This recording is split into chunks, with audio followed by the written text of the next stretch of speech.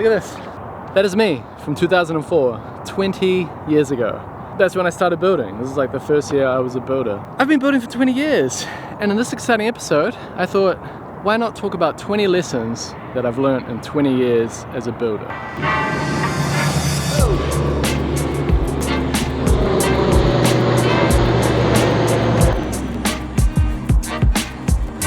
Tip number one is ask about money.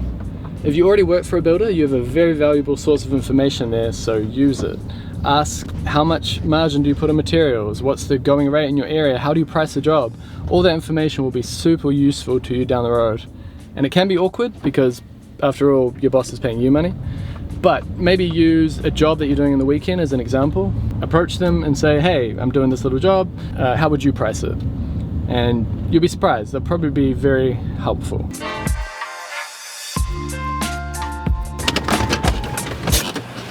When you're hanging a door, start on the hinge side.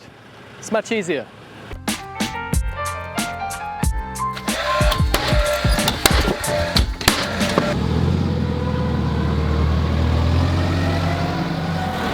Number 3, learn from other trades. Learn how to crimp a pipe or disconnect an electrical cable safely.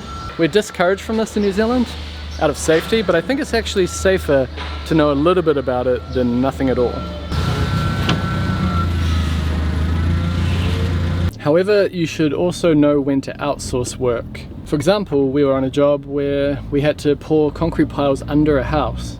Now we could have mixed it in buckets and somehow transported it under there, but it was way more cost effective to get a pump and a concrete truck in. It didn't seem cheap at the time, but by the time you add up all your labor hours, it was actually cheaper to get the pump and the truck. So that was, how long did that take? What time is it? I don't know, it took like 20 minutes. 20 minutes. In and out.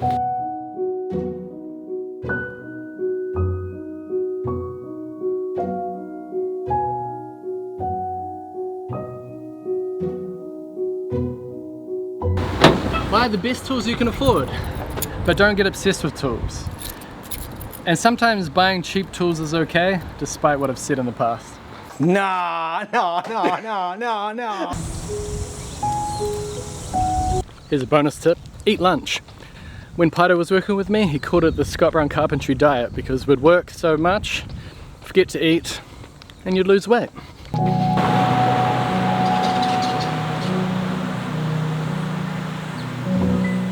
Travel. How they do it in your country isn't the only way.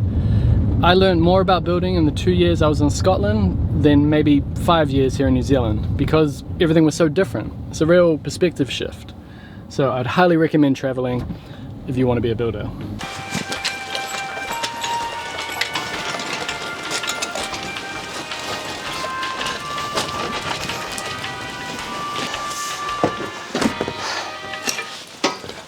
Buy a good hammer.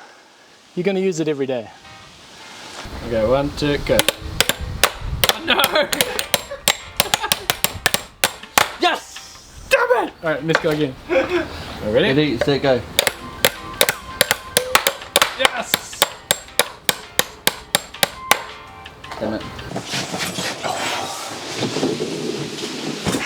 I got a skylight for the house.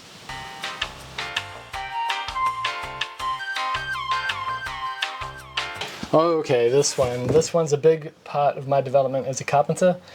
I worked for a company who had about 30 different builders on the team, and I was able to learn something different from each of them. One guy taught me how to do finishing carpentry, another guy taught me how to just deal with different personalities on a building site. You know, he just had a way about him. You can learn so much when you have different masters. And now it's easier than it's ever been with YouTube. You can watch my videos, you can watch RR Buildings, you can watch Perkins Builder Brothers, you can watch Josh from NZ. There's so many different people on the platform and they all offer different things. Then you just become a better builder at the end of it, or carpenter, whatever you want to call it. Have many masters. Comparison is the thief of joy. Now, we live in a social media world that did not exist when I started building 20 years ago. And the problem with social media is that it gets everybody depressed because we're constantly comparing ourselves to other people. But comparison has always been a problem. Even when I was an apprentice before social media, every apprentice wanted to be a qualified builder tomorrow. You have to be patient and remember that It's about the experience. That's the point. When I finished and became a qualified builder, I knew a fraction of what I know now. Actually, that's another tip. Always make sure you're always learning. In the last couple of years, I learned how to retrofit double glazing. I even learned how to build my own kitchen for the first time. 20 years, and I'm still learning. You also learned how to redo your website.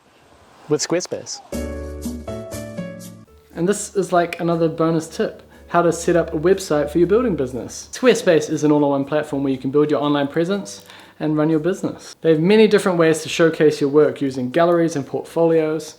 They have many templates to choose from. You can even get your custom domain name on Squarespace, and you might be thinking, well, I've already got my custom domain name, Scott. What am I going to do now? Well, you can transfer your custom domain name just like I did. We transferred Scott Brown Carpentry over to Squarespace when we switched over, and we did that before they even sponsored the channel because it seemed good. And I'm happy to report that it is. The bottom line is Squarespace is a great website building tool for people who don't know how to code. Drag and drop your stuff in, and you're gonna have a beautiful website in no time. And if you want to try it out without spending any money, you can do so because Squarespace offer a free trial. But make sure if you do go ahead and do a proper website, head over to squarespace.com/Scott Brown Carpentry, and then you'll be able to save 10% off your first purchase of a website or domain. Get into Japanese tools. Their saws are razor sharp, they cut in the opposite direction, their chisels are a thing of beauty.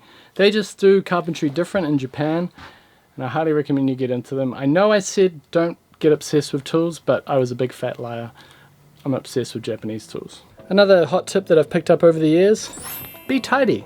Buy a vacuum cleaner, clean up after yourself. Don't leave it for the client, and rub out your pencil marks. Don't think because things are temporary, they're not worth doing. I'll give you an example. Years ago, I worked on the Lumley Tower in Auckland's central city, 30-story building, massive project. We were there for over a year. So this is the job where I got my first pay rise as a carpenter. Our boss pulled us aside and said, look guys, I'm ordering a stack of plywood and you're all gonna build toolboxes. Not only that, we're going to get you to build a kitchen. Not only that, I have a couple of pool tables, we're going to bring them in. We're going to make a whole smoko area where chairs, tables, everything. It was really, really kitted out. And I remember at the time thinking, all this for a temporary worksite? Like, we're only going to be here for a year max. But it made going to work every day better. If you're renovating a kitchen for a client, give them a temporary kitchen. It's going to make their life a lot better for the same reason. Sometimes temporary is worth it.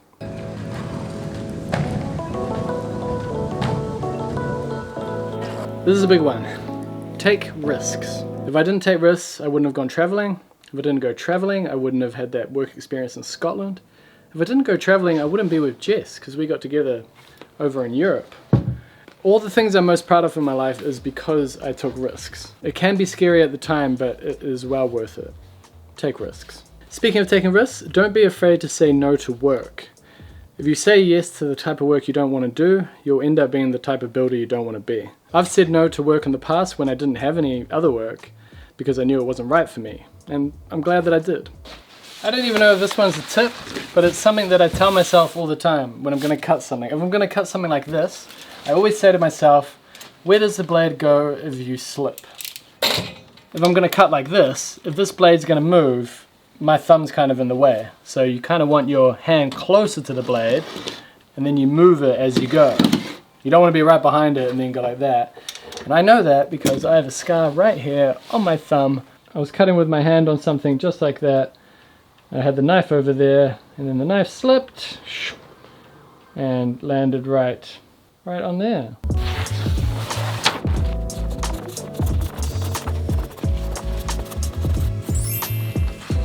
Learn about the dangers. You're more likely to look after yourself if you understand why you're wearing a mask, why you're wearing earmuffs. Learn about the materials you're using, you know, how toxic they are, and then you are probably going to show the initiative and wear the mask, wear the earmuffs. You're on site all day, you might as well be comfortable. People have been asking why I've been wearing linen shirts on a building site. Well, the reason is linen wicks. Unlike cotton, if you wear a cotton shirt and you get all sweaty and it cools down, as it always does here in Nelson, then you get cold. With a linen shirt like this, the moisture wicks away, cools down, there's no moisture to cool you down. That's why they say that cotton kills on the mountain, and it sucks on the building site as well. So that's why I've been wearing the linen shirts.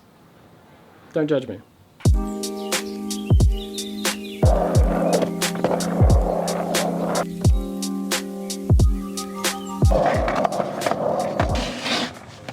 This one's important. Your body is a tool when you're a carpenter, so maintenance is important. And everyone knows this one. It's eat well and exercise. And I've been doing a lot more of that lately, and I feel a lot better for it.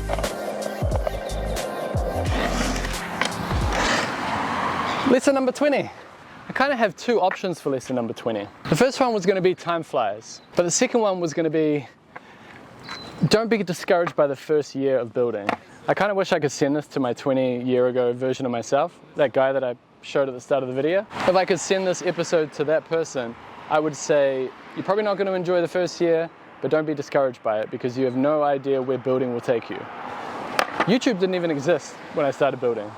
Like this job that I'm doing now, making videos for a living, wasn't really possible at the time. So I couldn't have predicted that. And I guess that's the point, is that building is almost like a base skill. It's almost like a trunk of a tree, if you will. And there are many branches going off that tree and they go in many directions. It's kind of up to you what you do with it. And time flies. Well, I've been skateboarding a little bit more lately, and I've been skating with the guys here at Nelson called NoFos. Nelson Old Farts on Skateboards.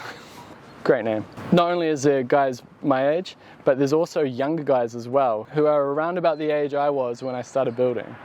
And they're flying around on a skateboard. And I remember being their age, flying around on a skateboard, and it doesn't feel that long ago. And on one hand, I've done so much in that 20 years, but on the other, it goes real fast.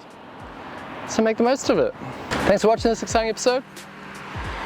Catch you in the next one. I hope some of these lessons were useful. Didn't want to make it all about me.